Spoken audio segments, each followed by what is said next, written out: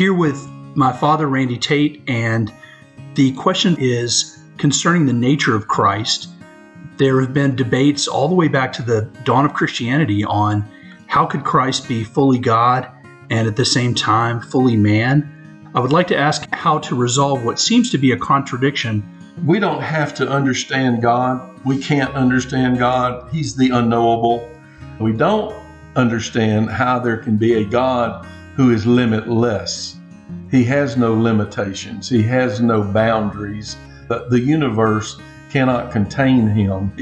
He is Jesus Christ, all God and all man, all at the same time. The closest I can come for you, I can go to Philippians 2. Let this mind be in you, which was also in Christ Jesus, found in the fashion as a man, because he had humbled himself.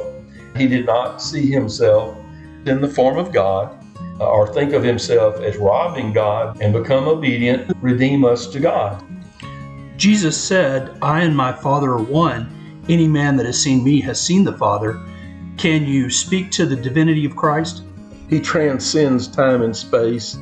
We cannot see God, know God, understand God at all unless he became a man. Christ had to become a man so that he could show that God loves us, that God has a plan for us, he cares for us. And the only way that's possible is a sacrifice has to be made. The price had to be paid. That was excellent. I think this is still a great mystery to me, the nature of Christ. It reminds me of physics.